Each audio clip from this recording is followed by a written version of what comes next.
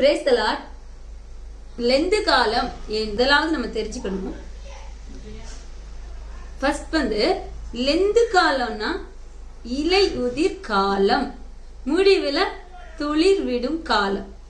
இந்த மாசம் பாத்தீங்கன்னா இப்போல்லாம் மரங்கள் வேண்டாத இலைகளை கீழே உதிர்த்து போடும். அந்த இலைகள் வேண்டாத காஞ்ச இலைகள் எல்லாமே, பழுத்த இலைகள் எல்லாம் வேண்டாத இலைகளும் கீழே விதிர்ந்து விழும். ஆனா முடிவுல ஒரு 40 நாட்கள் முடிவுக்கிற நேரத்துல பாத்தீங்கன்னா அந்த பழைய எல்லா வேண்டாத இலையும் போன பின்பு புதிய புதிய துளிர் விடும். இலைகள் துளிர் விட்டு இப்போ வாடி போய் இருக்கும் மரம்.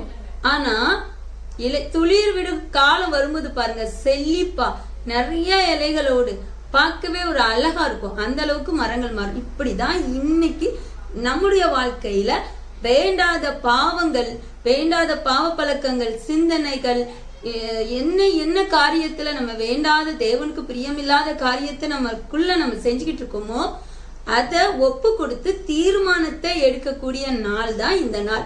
இந்த நாள் எடுக்கிற தீர்மானத்தை இந்த 40 நாட்களும் நிறைவேற்றுவாங்க. நிறைவேற்றணும். அது நம்மளால நிறைவேற்ற முடியாது. ஆனா கர்த்தர் நமக்குள்ள இருந்து அந்த பாவ பழக்கத்துல இருந்து நம்மளை விடுதலை கொடுப்பதற்கு அவர் கூடவே இருக்கிற நாட்கள் தான் இந்த 40 நாட்கள். நம்ம அவர் கூடவே நம்ம கூட இருக்கணும்னா நம்ம என்ன செய்யணும்? முதல்ல ஒரு வசனத்தை நம்ம பார்த்துருவோம். யோவான் 1ஆம் அதிகாரம் 14வது வசனம். அந்த வார்த்தை மாம்சமாகி கிருபையினாலும் சத்தியத்தினாலும் நிறைந்தவராய் நமக்குள்ளே வாசம் பண்ணினார். அந்த வார்த்தை மாம்சமாகி, அந்த வார்த்தை யார்? தேவனாகிய கர்த்தர். கர்த்தர் தான் அந்த வார்த்தையா பிதாவின் மடியில வார்த்தையாய் இருந்ததுதான் ஆத்மா. அதாவது ஒரு மனுஷனுக்கு எப்படி ஆவி, ஆத்மா, சரீரம் இந்த 3 இருக்குதோ அது போல தேவனாகிய கர்த்தர், அதாவது தேவனுக்கு ஆவி, ஆத்மா, சரீரம். சரீரம் ரூபம் எடுத்து வந்ததுதான் இயேசு கிறிஸ்து. எல்லாருமே இப்போ வந்த இயேசு கிறிஸ்து இப்போ வந்தவரு. அவர் 2000 வருஷத்துக்கு முன்னாடிதான் வந்தாரு. ஆதியிலே கடவுள் இருக்கார். அந்த ஆதியிலே இருந்த அந்த தேவனாகிய கர்த்தர் தான் மாம்ச ரூபம் எடுத்து இயேசு கிறிஸ்துவாக நம்மளுடைய பாவத்தை மன்னிக்கிறதுக்காக அந்த வார்த்தை என்ன ஆகுது? சரீர ரூபம் எடுத்து வருது. மாம்சமாகி அப்படின்னா, வார்த்தை மாம்சமாகி அப்படின்னா, மாம்சம் என்பது சரீரம். அது தன்னையே பலியாகணும்னு சொல்லி தன்னையே பலி கொடுக்கறதுக்காக சரீர ரூபம் எடுத்து வந்தவர் தான் இயேசு கிறிஸ்து. இப்ப சரீர ரூபம் எடுத்துட்டு வந்து தன்னையே ஜீவ பலியாக கொடுத்துட்டார். ஆனா இப்போ நம்ம பாவம் செய்துகிட்டே இருந்தோம்னா நமக்குள்ள அவரு வாசம் பண்ண முடியாது. நம்ம இந்த பாவத்தை விட்டு விலகும் போது நமக்குள்ள அவர் வாசம் செய்து நம்ம என்ன நம்மளை வைத்து அவர் நிறைய திட்டங்களை நிறைவேற்றுறதுக்கு நம்ம ஒப்பு கொடுக்கணும். அந்த நாட்கள் தான் இந்த 40 நாட்கள். ஃபார் எக்ஸாம்பிள், நம்ம செலவர் தீர்மானம் எடுப்பாங்க. நான் இந்த 40 நாட்களும் குடிக்க மாட்டேன், 40 நாட்களும் பாவ பழக்கத்துல ஈடுபட மாட்டேன், 40 நாட்களும் கோபப்பட மாட்டேன். இப்படி நிறைய அவங்களுக்குள்ள என்னென்ன பாவங்கள் இருக்கோ அந்த பொல்லாத வழிகள்ல இருந்து நான் விட்டு விலகி இருப்பேன் அப்படின்னு சொல்லி தீர்மானங்கள் எடுப்பாங்க. சிலர் மீன் கறி, சிலர் தாடி கூட வளர்ப்பாங்க. ஆனா இந்த மீன் கறி தாடி வளர்க்கறது இதெல்லாம் தேவனுக்கு பிரியமானது இல்ல. அதெல்லாம் நீங்க விடுறதுனால கர்த்தருக்கு அது பிரியம் இல்லை. என்ன, அதை நம்ம விட்டோம் அப்படின்னா அந்த காசை சேர்த்து நம்ம உண்டியில போட்டு அது நம்ம சர்ச்சுக்கு கொடுக்கறதுக்காக, அது நிறைய பயன்படக்கூடிய ஒரு நல்ல விஷயத்துக்காக நம்ம அதை கொடுக்கறதுக்கு தான் அந்த மீன் கறி இதெல்லாமே சேர்க்காம இருக்கிறது. ஆனா தேவன் பிரியப்படுறது அதுல இல்ல. உங்களுடைய பாவ பழக்கத்துல இருந்து நீங்க வெளிவரணும். அதுதான் தேவன் பிரியப்படுவார். ஏன்னா நம்ம கிட்ட பாவங்கள் இருக்கிற வரைக்கும் தேவன் நமக்குள்ள கிரியை செய்ய முடியாது. நம்ம அதை விட்டு வெளியே வந்தா மட்டும்தான் தேவன் நமக்குள்ள கிரியை செய்ய முடியும். அதான் அந்த வசனத்துல அந்த வார்த்தை மாம்சமாகி கிருபையினாலும் சத்தியத்தினாலும் நிறைந்தவராய் நமக்குள்ளே வாசம் பண்ணினார். நமக்குள்ளே வாசம் பண்ணணும்னா முதலாவது அவர் நம்ம உள்ளத்துல வர்றதுக்கு நம்ம இடம் கொடுக்கணும். பாவத்தை காணாத சுத்த கண்ணர் அவர். பாவங்கள் இருக்கிற இடத்துல அவரால் கிரியை செய்ய முடியாது. நம்ம இருதயத்துல அவர் பேசணும், நம்ம கிட்ட பேசணும் நம்ம நினைக்கிறோம். ஆனா நம்ம பேசணும்னா அவர் நம்ம இருதயத்துல வரணும்னா இந்த இருதயம் சுத்தமா பரிசுத்தமா இருக்கணும். அப்படி இருந்தா மட்டும்தான் அவர் கிரியை செய்ய முடியும். சரியா? இப்ப எல்லாருமே பாவத்துல விழுந்துட்டு இருக்காங்க. எல்லா ஆத்மாவும் எங்க போகுது? நரகத்தை நோக்கி போகுது. அந்த ஆத்மாவை மீட்டு எடுக்கிறதுக்காக தான் தன்னையே சரீர ரூப கொண்டு பலியாகி வந்த தேவனாகிய கர்த்தர், ஆதியில வானத்தையும் பூமியும் படைத்த தேவன் தான் இந்த இயேசு கிறிஸ்துவாக சரீர ரூபம் எடுத்து வந்தது. ஓகே, இப்போ தேவனுடைய பாதத்துல செபித்து வேதத்தை வாசித்து அவருக்குள்ள நெருங்கி இருக்கும் போது அந்த பாவத்துல இருந்து அவர் நம்மள என்ன பண்ணிடுவார்? கழுவி மீட்டு எடுத்துருவார். அதுக்கப்புறம் 40 நாள் கழிச்சு, நான் உங்களுக்கு சொல்றேன், 40 நாள் கழிச்சு திரும்ப எல்லா பாவத்திலையும் போய் விழுந்துட்டீங்கன்னா தேவன் கிரியை செய்ய முடியாது. இதான் நான் சொல்றேன். ஃபர்ஸ்ட் நாளே நீங்க எடுக்கிற தீர்மானம், ஏசப்பா நான் வாழ்நாள் ஃபுல்லா பாவங்களை செய்யக்கூடாது, வாழ்நாள் ஃபுல்லா அதாவது என்ன பழக்கங்கள் நம்ம கிட்ட தேவனுக்கு விரோதமான பழக்கங்கள் இருக்குதோ அதை வாழ்நாள் ஃபுல்லா நான் செய்ய மாட்டேன்னு நீங்க ஒப்பு கொடுக்கணும். 40 நாள் செய்யாம இருந்துட்டு 41வது நாள் பாத்தீங்கன்னா 40 நாள் நைட்லயே ஈஸ்டர் அன்னைக்கு நைட்டா போய் 40 நாள் குடிக்காதவங்க எல்லாம் அந்த இரவுல போய் குடிச்சிட்டு வந்துருவாங்க. 12 மணி ஆயிட்டா ஆயிரம் குடிச்சிடலாம். அப்படிலாம் செஞ்சீங்கன்னா அதுக்கப்புறம் தேவன் உங்களுக்குள்ள கிரியை செய்ய முடியாது. ஏன்னா அந்த உங்களால நம்ம பாவத்துல விடவே முடியாது நினைக்கிறீங்க. 40 நாள் விட முடியுது, உங்களால விட வைக்கிறாரு ஏசப்பா. ஆனா மீண்டும் அந்த பாவத்தை நீங்க திரும்பி செய்யாம அதை யோசிக்காம கர்த்தருக்குள்ள இருக்கணும். அவர் மேல வச்ச அன்பு உண்மையான அன்பா இருந்தா உங்களால முடியும். அவர் நம்ம மேல வச்ச அன்பால தானே தேவனா இருந்த அவரு சரீரூபம் எடுத்து உங்களுக்காக, நமக்காக, எனக்காக தன்னுடைய ஜீவனை தந்தார். அவருக்காக நம்ம என்ன செஞ்சோம்? ஒண்ணுமே செய்யல. ஆனா அவருக்கு பிரியமில்லாத பாவத்தை விட்டுட்டா அவர்கிட்ட போறதுக்கு நமக்கு அது அவர் நம்ம பரலோகத்துக்கு போகிறதுக்காக தானே தன்னுடைய ஜீவனையும் தந்தாரு. திரும்பி திரும்பி பாவத்தையும் நம்ம செஞ்சு திரும்ப திரும்ப நம்ம நரகத்தை நோக்கியே போய்கிட்டு இருந்தோம்னா அவர் ஜீவன் தந்ததுல எந்த பிரயோஜனமும் இல்லாம போயிடும். அதனால அவர் எவ்வளவு வருத்தப்படுவார், கலங்குறார். யோசிச்சு பாருங்க. ஒரு ஃபார் எக்ஸாம்பிளுக்கு நான் ஒன்று சொல்றேன். ஒரு மகன், சரியா, ஒரு மகன் நல்ல செல்ல பிள்ளையா அந்த தகப்பன் வளர்க்குறாங்க. ஆனா அந்த மகன்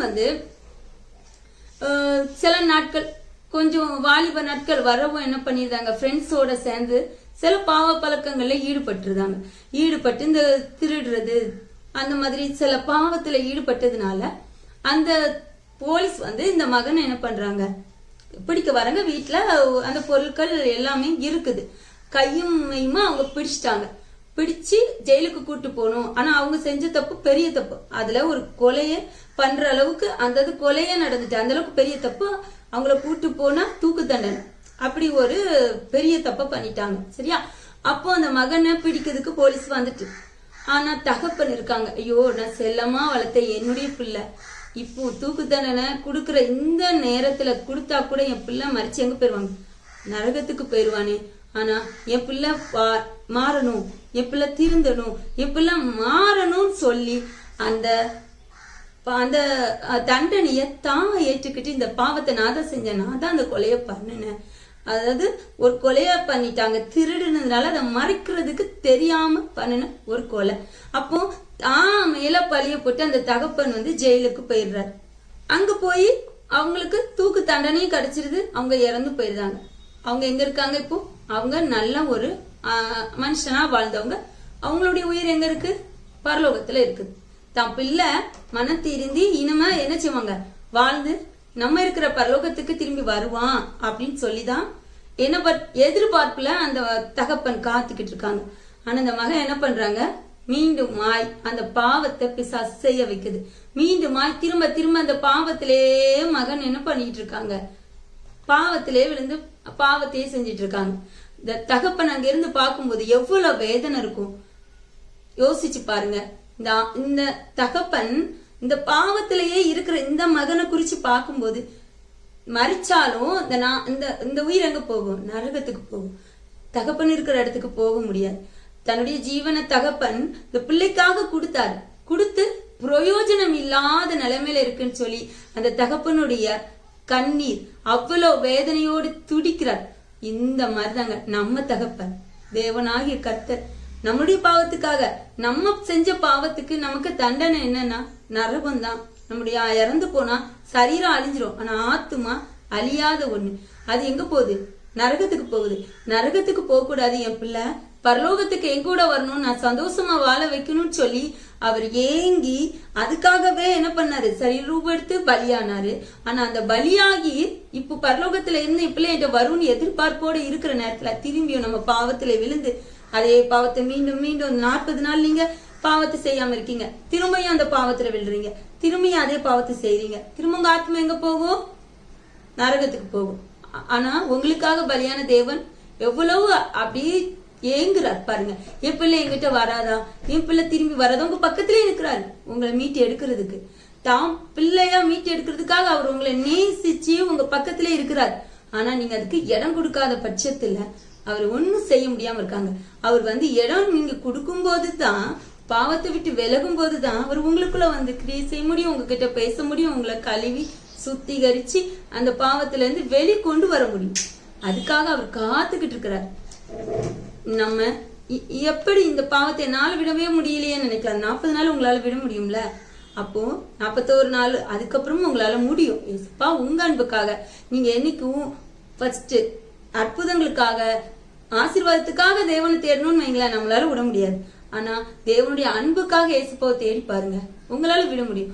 நமக்காக ஜீவனை தந்தார், எவ்வளவு வலி வேதனை. நமக்குன்னு அழகான குடும்பங்களை கொடுத்திருக்காங்க, அழகான எல்லா தேவைகளையும் தேவன் சந்திக்கிறார். அப்படி இருக்கும்போது நம்ம ஏன் தேவையில்லாத பழக்கத்துக்கு ஈடுபடணும்?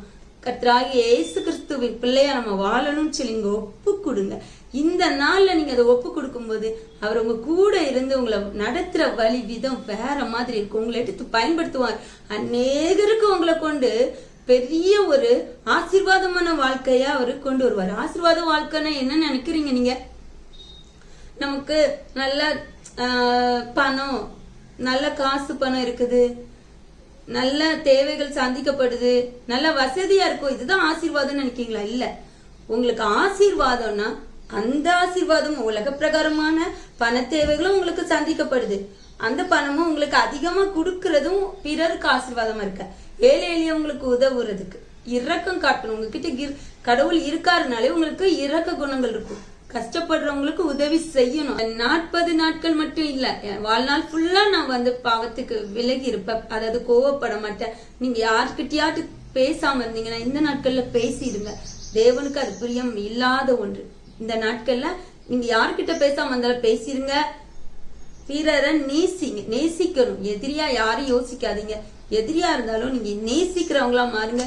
கர்த்தர் நம்ம செஞ்ச பாவங்களை அவர் மன்னிப்பார். பிறருடைய தப்பிதங்களை நம்ம மன்னிக்கும் போதுதான் நம்முடைய தவறுகளை பாவங்களை தேவன் நினைச்சவர் மன்னிப்பார். பரமண்டல ஜெபம் அதுதானே சொல்றாங்க. இயேசு கிறிஸ்து எப்படி ஜெபிக்க சொன்னாங்க? எங்களுக்கு விரோதமாய் குற்றம் செய்கிறவர்களை நாங்கள் மன்னிக்கிறது போல எங்கள் குற்றங்களை எங்களுக்கு மன்னியும் என்று அந்த பரமண்டல ஜெபம் எப்படி தேவன் நமக்கு இயேசு கிறிஸ்து இப்படி ஜெபிக்கணும்னு ஏன் சொல்லி கொடுத்தார்?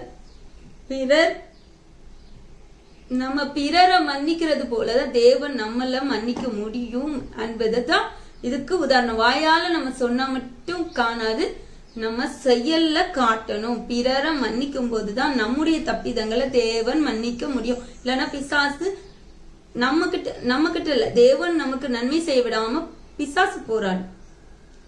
தேவன் நம்மளை மன்னிக்க விடாம பிசாசு போராடும். நம்ம மன்னிச்சாதான், பிறரை மன்னிச்சாதான் தேவன் நம்மள மன்னிக்கும் போது பிசாசால தடை செய்ய முடியாது தான் ஃபர்ஸ்ட் ரீசன். அதுக்காக தான் தேவன் நம்மள மன்னிக்க சொல்றார். ஓகேவா? இப்படி கோபத்தின் ஆவிக்கு நம்ம இடம் கொடுக்க கூடாது. இப்படி சில பாவ பழக்கத்துல இருந்து நீங்க ஃபுல்லா விடுதலை ஆகுறது ஒரு பாவி மன திருந்துதல்னால பரலோகமே என்ன செய்யுது? சந்தோஷப்படுது. எதுக்காக சந்தோஷப்படுது பரலோகம்? இந்த பாவி மனம் திரும்புறதுனால பரலோகம் ஏன் சந்தோஷப்படுது? இந்த ஆத்மா பாவம் செஞ்ச ஆத்மா என்ன பண்ணிட்டு இப்போ மனம் திருந்திட்டு இந்த ஆத்மா இனிமே யாருக்கு சொந்தம்? பரலோகத்துக்கு சொந்தம். அதனால பரலோகம் சந்தோஷப்படுது.